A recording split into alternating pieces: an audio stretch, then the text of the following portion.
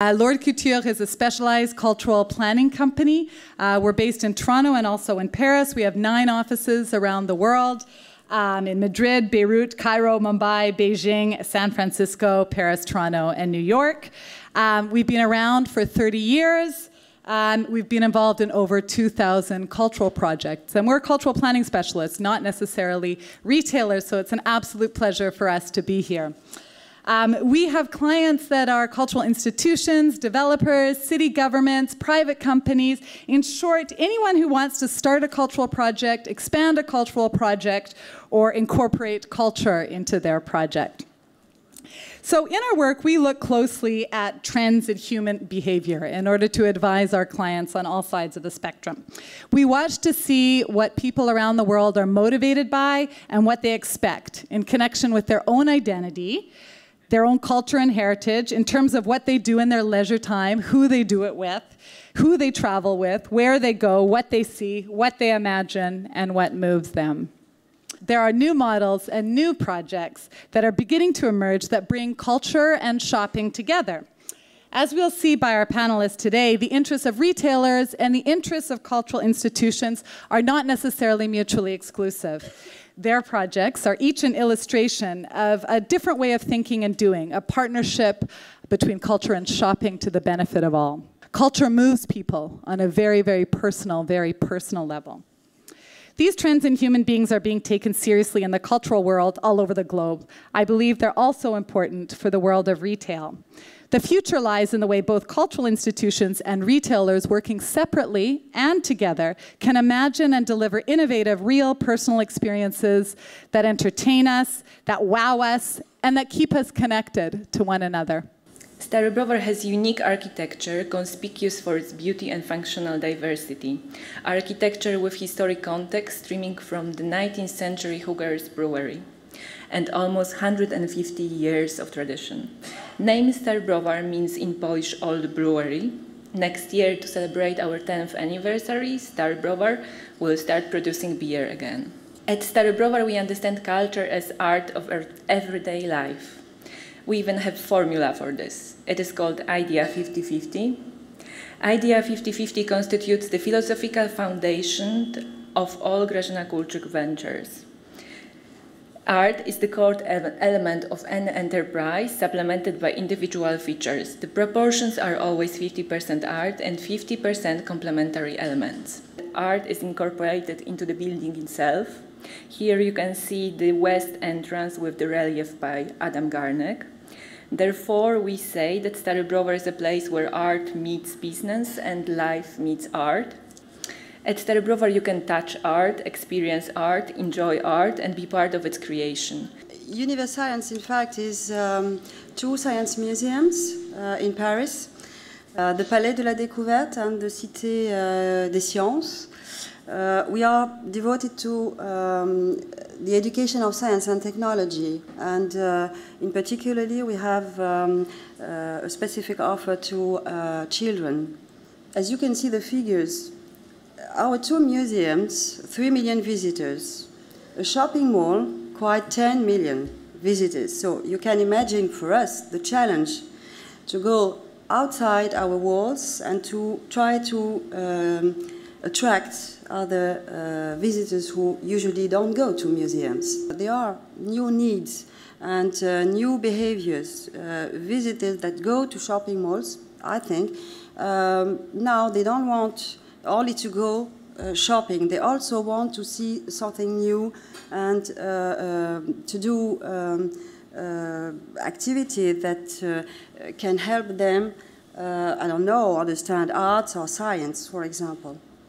So, and the fact is that some shopping malls, when they have seen our area, they have asked us to help them to adapt this equipment to their shopping malls in order to have something new. We strongly believe that the physical places of retail have a future under a few conditions, 3 exactly. If this new place are able to be place where people can gather and can exchange, to be place of meetings. As it has been said about the Cité des Sciences, if we are able to create a place where we can live something, where the visitor can have an experience, and if we allow, if we organize the places in order to be able to move from one activity to the others, a bit like in the internet, but with no separation, physical separation between the activity. That's the intention of the Europa City project, and you can see there picture of the architectural project that we are working on. The ambition of the Europa City is to become an urban resort, and I think it's a good, it's easier to, in English, in fact, to say that the ambition is an urban resort. It's much more difficult to say it in French, because in French, for the French people speaking there, we said station urbaine du temps libre, and it's quite difficult, but the ambition of this is really this urban resort, with a mix of activity, 4 exactly, but there are 3 main one is culture, leisure, and shopping. We believe that leisure and culture is a crucial part to a successful shopping center. You cannot do without it. You need to have a splendid location. You need to have a perfect concept in terms of design, layout, visions, and you need to have the best possible tenant mix. So let's assume that's all in place. Then you get to the point to leisure, culture, and many other things to bring other reasons for people to visit your center.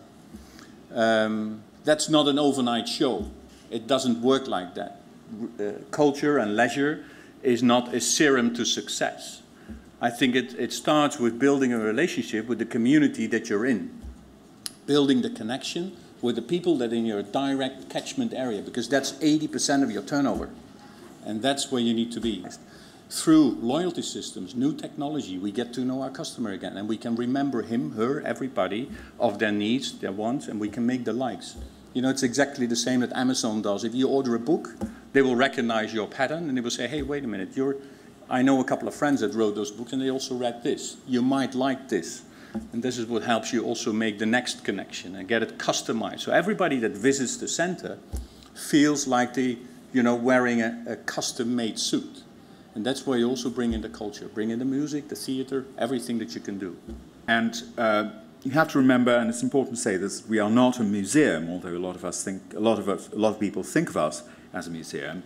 We are, as I said, a center, a pluridisciplinary, a multidisciplinary center, and we have a museum for modern and contemporary art. We have rather excellent performance arts.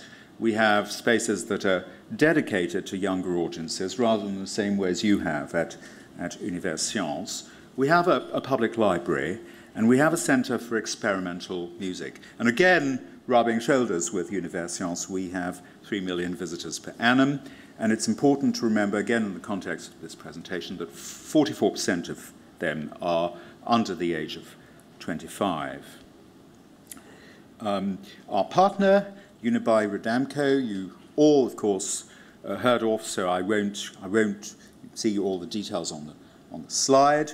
And the project that we had with them involved 7 shopping centres, all located in France, and it was called Quel Cirque, a workshop for children, where they are invited to use their bodies and specially designed tools. We'll see some photographs later because it's difficult to describe just with words, to discover and master the relationship between their body and movement. That is typical of the sort of thing that we try to do at the Pompidou Centre, to be more than just a museum, but to be what Monsieur Pompidou wanted, which was a centre for art and culture.